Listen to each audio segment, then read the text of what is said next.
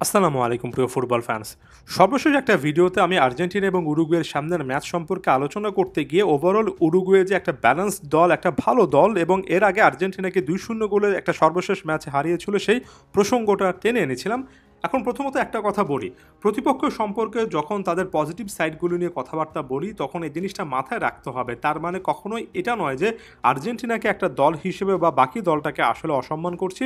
মূলত প্রতিপক্ষকে আপনি যতটা হাইলি রেট করবেন এবং তাদের এর আগের প্রাপ্তিটাকে যতটা অ্যাকনলেজ করবেন এবং তাদের শক্তির জায়গা যখন চিহ্নিত করবেন তখন কাজটা অনেক সহজ হয়ে যায়। আর্জেন্টিনারও ঠিক একই রকমভাবে চিহ্নিত করা একটা ব্যাপার আছে এবং নিশ্চিত করে বলতে পারি স্কালোনির থিঙ্ক ট্যাঙ্ক সেই জিনিসটাই করছে এবং তারপরে আর্জেন্টিনাকেও কিন্তু একটা রিটালিয়েট করতে হবে এবং আগের ওই ম্যাচটার যথেষ্ট পরিমাণ বদলা নেওয়ার কিন্তু সুযোগ আর্জেন্টিনার সামনেও আসবে। এখন কথা হচ্ছে স্কালোনির কোন কোন জায়গায় কয়েকটা বড় রকমের কল আসলে নিতে হচ্ছে, কী করলে আর্জেন্টিনা আসলে এ ম্যাচে নিজেদেরকে স্বভাবতই একেবারে হায়ার একটা পজিশনে দেখতে পারবে। প্রথমত আরও একবার আগের ভিডিও রেফারেন্সে চলে যাচ্ছি। এটা এমন একটা ম্যাচ ছিল যেখানে আর্জেন্টাইন প্লেয়ারদেরকে বিন্দু মাত্র পাস খেলার সুযোগ দেয়নি উরুগুয়ে। টানা 4-5টা পাস খেলতে কিন্তু আর্জেন্টাইন প্লেয়াররা পারেনি। তাদের হাই ওয়ার্ক রেটের কারণেই তারা এটা করতে পেরেছে। লাগাতারভাবে তারা প্রেস করেছে, বল কেড়ে নেওয়ার চেষ্টা করেছে পুরো 90 মিনিট ধরে। এই হাই প্রেসিং করাটা অনেক বেশি করে কষ্টকর, তবে উরুগুয়ের প্লেয়াররা আসলেই সেটা করেছে এবং জান প্রাণ দিয়ে খেলেছে। সো এর বিপরীতে গিয়ে আর্জেন্টাইন প্লেয়াররা কী করতে পারে, হাই প্রেসটাকে অ্যাবজর্ভ করার মতো মানসিকতা থাকতে হবে এবং একই সঙ্গে আর্জেন্টাইন প্লেয়ারদের বল রিসিভ করা, বল ছাড়া এটা আরেকটু বেশি করে স্পিডে, আরেকটু বেশি করে কুইক হতে হবে এবং নিজেদের মুভমেন্টে বলটা রিসিভ করার পরে এমন এমন পজিশনে চলে যেতে হবে যাতে করে হাই প্রেসের পরেও আসলে খুব একটা বেশি কাজ না হয়। অর্থাৎ এখানে তাদের হাই ওয়ার্ক রেটও কিন্তু রাখতে হবে। উরুগুয়ের প্লেয়াররা যখন অনেক পরিশ্রম করে খেলবেন, লাগাতার রানিং করবেন, আর্জেন্টাইন প্লেয়ারদেরকেও সেটার সাথে সমান তালে খেলতে হবে।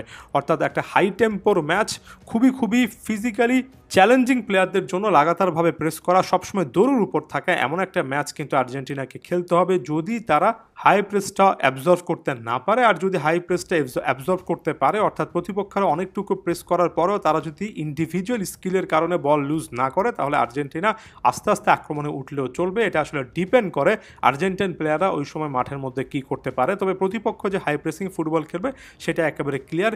সেটার পরিবর্তে আর্জেন্টিনার একটা পিওর গেম প্ল্যান থাকতে হবে। ওই ম্যাচটা দেখে আমি যখন আরও একবার ফিরে যাচ্ছি, আগের অ্যানালাইসিসগুলো দেখে আসছি, তখন আমার কাছে মনে হচ্ছে একটা নিউমেরিক অ্যাডভান্টেজ উরুগুয়ের কাছে ছিল।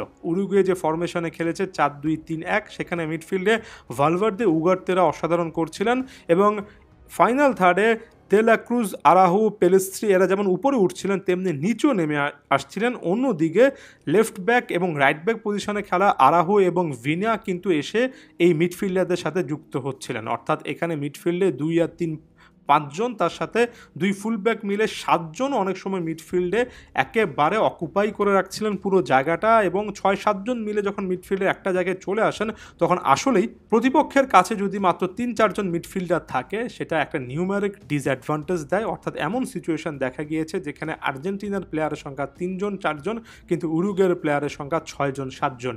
এই নিউমেরিক ডিসঅ্যাডভান্টেজের জায়গাটা আসলে সলভ করতে হবে। মার্সেলো বিয়েলসা একজন মাস্টার টেকটিশিয়ান এবং আসলে এখানে তিনি লিওনেল স্কালোনির একটা বড় পরীক্ষা নেবেন। ট্যাকটিক্সও একটা বিশাল রকমের জায়গা এখানে কিন্তু থাকছে। এই মুহূর্তে আরও একটা ফ্যাক্টর অনেক বেশি করে ক্রুশাল বলে মনে হচ্ছে, সেটা হচ্ছে লিওনেল মেসি খেললে তার ইম্প্যাক্টটা কাজে লাগানো। ওটা এমন একটা ম্যাচ ছিল যেখানে আপনি রেটিং দেখলেই বুঝতে পারবেন বাকিরা যখন স্ট্রাগল করছিলেন ফাইনাল থার্ডে, লিওনেল মেসি কিন্তু তার স্বাভাবিক খেলাটা খেলছিলেন। যদিও লিওনেল মেসির সাথে অ্যাডজাস্ট করে ওই ম্যাচটাতে, অন্তত পার্টিকুলার ওই ম্যাচটাতে হুলিয়ান আলভারেজ বা নিকো গঞ্জালেসরা খেলতে পারেননি। লিওনেল মেসি একাই কিন্তু 4টার মতো চান্স ক্রিয়েট করেছিলেন মাত্র 67টা টাচ থেকে। অর্থাৎ লিওনেল মেসি তার জায়গা থেকে কাজটা ঠিক করছিলেন, বাকিরা সে সুযোগগুলো কাজে লাগাতে পারেননি। এটা এমন টাইপের ম্যাচে করাই যাবে না। লিওনেল মেসি যদি ম্যাচটা স্টার্ট করেন তাহলে তিনি যদি চান্স ক্রিয়েট করেন, হুলিয়ান আলভারেজ, লাউতারো মার্টিনেজ বা ফাইনাল থার্ডে যারাই থাকুন না কেন তাদেরকে আরও অনেক বেশি করে ক্লিনিক্যাল হতে হবে। অর্থাৎ দিন শেষে আপনি হয়তো আক্রমণ কম করবেন কিন্তু যাই করবেন সেগুলো কনভার্ট করে আসতে হবে। আপনি যদি ম্যাচের স্ট্যাটসে চলে যান সেখানেও কিন্তু ক্লিয়ার কাট এটা দেখতে পারবেন যে আর্জেন্টিনা মাত্র একটা বিগ চান্স ক্রিয়েট করেছিল যেখান থেকে গোল আসেনি। অন্যদিকে প্রতিপক্ষ দল দুটো বিগ চান্স থেকে কিন্তু দুটো গোল কনসিড করেছে এবং এই জিনিসটা ক্লিয়ার কাটভাবে কিন্তু বলতে হবে চান্স থেকে বিগ চান্সে কনভার্ট করতে হবে এবং একটা সময় বিগ চান্স পেলে সেটাকে গোলে কনভার্ট করে আসতে হবে। যে দলটা এটা ভালো করতে পারবে এমন টাইপের সিচুয়েশনে যেখানে মিডফিল্ডে লড়াইটা অনেক বেশি হয়, সেখানে এই প্রেসিশনটা কতগুলো চান্সকে আপনি বিগ চান্সে নিয়ে যেতে পারছেন, কতগুলো বিগ চান্সকে আপনি গোলে কনভার্ট করতে পারছেন, এটা সবচেয়ে বড় একটা ব্যাপার হয়। আশা করছি বুঝতে পেরেছেন। ধন্যবাদ সবাইকে।